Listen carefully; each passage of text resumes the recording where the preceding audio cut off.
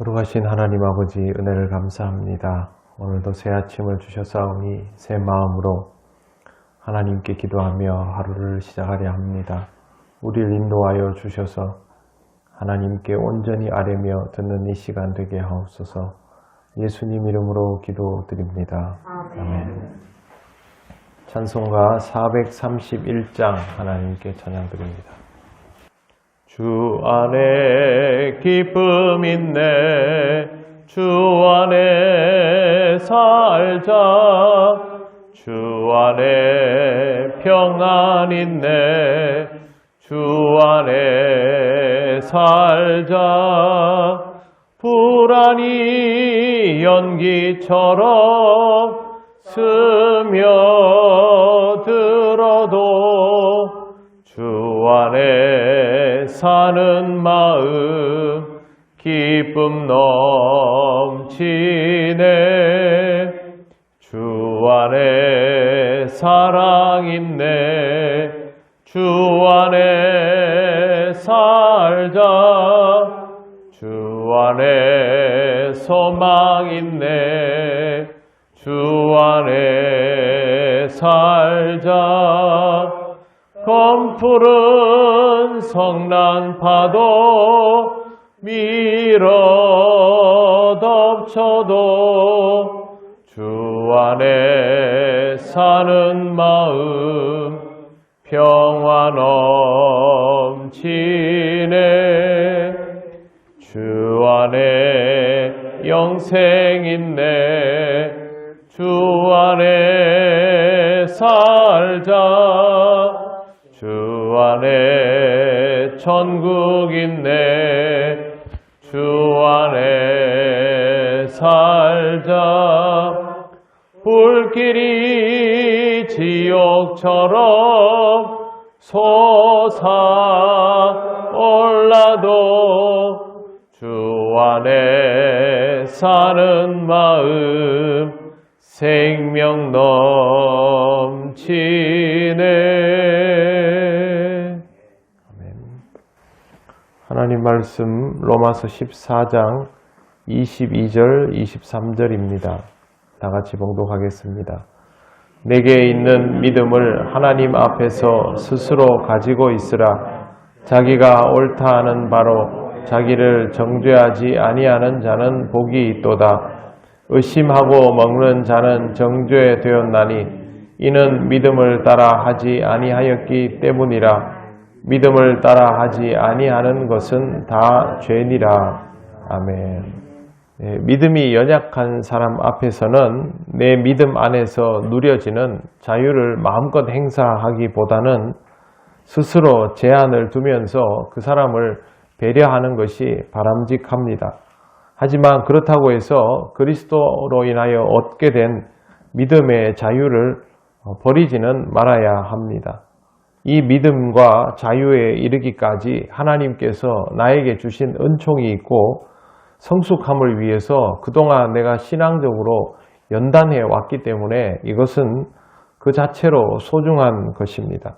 교회에 다닌다고 해서 모든 사람들이 깊은 묵상을 통하여 신앙의 깊이를 추구하고 있는 것은 아닙니다. 그렇지 않은 사람들도 많이 있는데 그걸 하나님께서 내게 은혜를 주셔서 내가 더욱 깊은 영성으로 묵상을 하고 자유함을 누리게 되었다면 그 자유는 내 안에서 주는 커다란 행복이 될 수 있기 때문에 그건 지키고 있어야 하고, 다만 다른 사람들 앞에서 그들로 하여금 실족하게 하는 일은 없도록 주의할 필요가 있다라는 뜻입니다.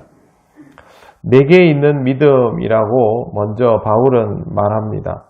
이 표현은 영어 성경에는 내 자신의 확신이라고 번역을 하고 있습니다.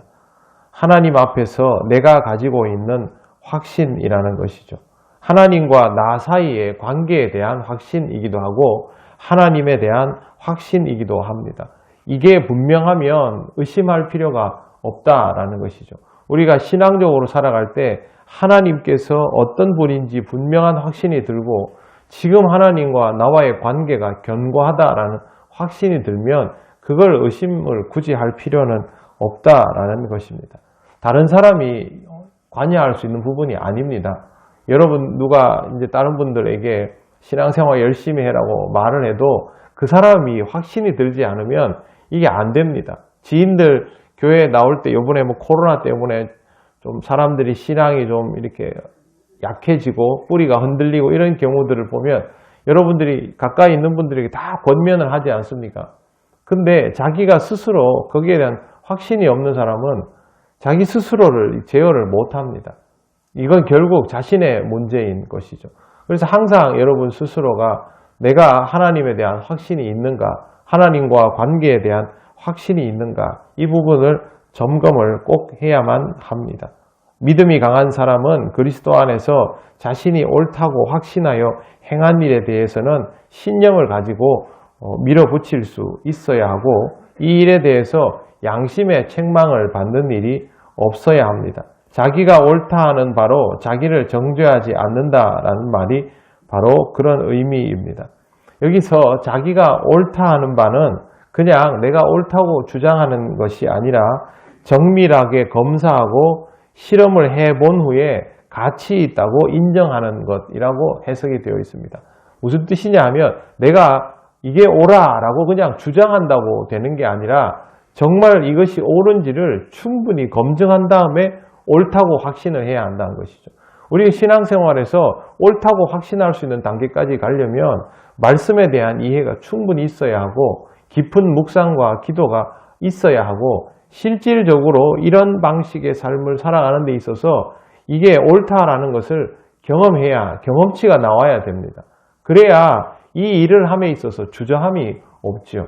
이웃을 사랑하는 것이 가장 중요한 일이다. 교회의 사명이 복음을 전하고 우리가 하나님 나라 확장하는 일이다. 이걸 하는 데 있어서 지금 이 시대가 어렵기는 하지만 우리가 하면 하나님이 우리를 도우셔서 이걸 가능하게 하신다. 이건 안 해본 사람은 모르는 겁니다. 자기 스스로 이 복음의 소중함을 깨닫지 못하는 사람은 이걸 알 수가 없죠. 예수 믿는 사람의 방식대로 살면 이 땅에서 잘 살아갈 수 있을까? 많은 사람들은 그리스도인의 스타일로 이 땅을 살아가면 힘들고 어렵지 잘 안 될 것이다 라고 생각하는 사람들 많습니다. 그렇기 때문에 그렇게 안 살아가려 하죠. 하지만 확신이 있는 사람은 어떻습니까? 남들이 뭐라 하든 자기는 그리스도인의 길을 가는 것이죠. 그걸 할 수 있는 이유는 내가 여기에 대해서 깊이 묵상하고 기도했고 이 방식으로 살아가면서 검증을 했기 때문에 하는 겁니다. 사람은 검증되지 않은 일을 끝까지 못합니다. 내 안에 하나님이 주신 확신이 있어야 이 길이 옳다 그러고 가는 것이죠. 여기에서 자기가 옳다라는 말에 합당한 삶이 우리에게 있어야 합니다. 그래서 여러분들은 지금 그렇게 하시지만 그렇지 않은 분들도 우리 주변에 많기 때문에 항상 신앙적으로 내가 정말 이 길을 가야 한다면 이 길에 대한 깊은 이해와 실천을 함께 동반해 나가시기를 바랍니다. 그래야 내 삶에 후회가 없습니다. 음식과 포도주도 마찬가지죠. 청년들한테 제가 예전에 이렇게 말한 적이 있습니다. 청년들이 이제 술, 담배 문제로 고민을 많이 하면서 질문을 할 때 제가 이렇게 말했습니다. 술이 마시고 싶은 사람은 절대 마시지 마라. 술 맛이 좋다라는 생각이 요만큼이라도 들면 너는 마시지 마라. 너는 이걸 마실 때마다 하나님 앞에 죄를 짓는다는 가책을 느낄 거다. 술이랑 물이랑 구별이 안 되면 그거 네가 알아서 해라. 이미 너한테는 그건 술이 아니니까 문제가 안 된다. 다만 내가 조금이라도 여기에 딸려 들어가기 시작한다. 그러면 무조건 안 해야 된다. 안 딸려 들어갈 자신 있는 사람이 있느냐 그러니까 아무도 없다 하더라고. 그럼 마시지 마라. 신앙생활은 사실 복잡한 게 아닙니다. 내가 이걸 함에 있어서 이거는 하나님 앞에 뭔가 좀 찔린다. 그럼 안 하면 되는 겁니다. 찔리는데 하면 나중에 하고 나서도 결국에는 남는 것은 후회밖에 없지요. 내가 술의 맛에 길들여져 있다면 그건 아직도 신앙의 맛에 대한 깊이가 부족한 것밖에 없습니다. 담배도 마찬가지죠. 끊으라고 아무리 얘기해도 못 끊습니다. 그러나 그것보다 더 맛있는 인생이 내게 있으면 사실은 거기에 대한 값어치는 점점 없어지게 되어 있습니다. 술, 담배를 그리스도인들이 옛날부터 가까이 하지 않았습니다. 서양의 기독교인들 중에도 술, 담배를 하는 사람도 있고 저명한 신학자들 중에도 흡연을 하는 사람이 있지만 우리가 알고 있는 대부분의 신실한 그리스도인들은 동서양을 막론하고 이 부분에 대해서 절제를 합니다. 왜? 신앙의 맛은 이것과 비교할 수 없는 것이기 때문이죠. 술, 담배만 그런 것이 아니고 본문에 나오는 음식, 고기, 또 다른 삶도 마찬가지입니다. 하나님에 대한 우선순위가 선명하면 다른 것에 대한 자유함을 누리더라도 그것이 나를 휘감아 돌아가지 않습니다. 그게 아니라 하나님에 대한 우선순위가 선명하지 않으면 그때부터 내가 신앙생활을 열심히 하는 듯 하여도 그게 내 앞에만 나오면 말려 들어가는 것이죠. 그게 바로 자유함이 없는 인생입니다. 바울이 우리에게 말하는 바는 다른 거 아닙니다. 23절 보십시오. 의심하고 먹는 자는 정죄 되었나니 이는 믿음을 따라 하지 아니하였기 때문이라. 믿음을 따라 하지 아니하는 것은 다 죄니라. 교회 일도 믿음을 따라 하지 아니하면 결국 죄에 이르게 됩니다. 중요한 것은 믿음을 따라 하는 것이죠. 하나님의 일은 믿음을 따라 하는 것이고 하나님의 자녀다운 삶도 믿음을 따라 살아가는 삶입니다. 별로 복잡한 거 하나도 없습니다만 우리가 우리 하고 싶은 대로 하면서도 하나님의 일을 하려고 하니까 이 둘이 뒤엉키면서 복잡해지는 것밖에 없습니다. 신앙을 조금 더 단순화하면서 여러분의 삶 속에서 더 구체적이고 견고한 토대가 될 수 있도록 그렇게 세워가시기를 바랍니다. 믿음이 견고할수록 자유함도 더욱 선명해지는 법입니다. 이를 꼭 기억하시고 오늘도 주님 안에서 선명한 믿음으로 주님이 주시는 은혜로 자유를 누리며 살아가시기를 바랍니다. 기도드리겠습니다.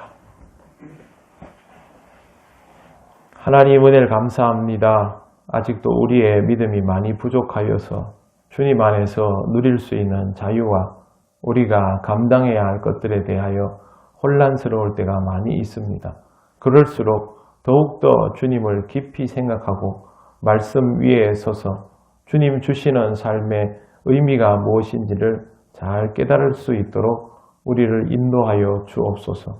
주님과 동행할수록 우리 안에 자유가 있음을 잊지 않게 하시고 이 자유를 통하여 주님의 자녀다운 삶을 복되게 살아갈 수 있도록 인도하여 주옵소서. 모든 일들을 우리의 부족함에도 불구하고 믿음으로 감당할 수 있기를 원합니다. 믿음으로 감당하는 모든 일들을 통하여 하나님의 의가 우리 가운데에서 드러나게 하옵소서. 오늘도 이와 같은 은혜의 하루가 되기를 간절히 원하오며 예수님 이름으로 기도드립니다. 아멘. 하늘에 계신 우리 아버지, 아버지의 이름을 거룩하게 하시며 아버지의 나라가 오게 하시며 아버지의 뜻이 하늘에서와 같이 땅에서도 이루어지게 하소서. 오늘 우리에게 일용할 양식을 주시고 우리가 우리에게 잘못한 사람을 용서하여 준 것 같이 우리 죄를 용서하여 주시고 우리를 시험에 빠지지 않게 하시고 악에서 구하소서. 나라와 권능과 영광이 영원히 아버지의 것입니다. 아멘.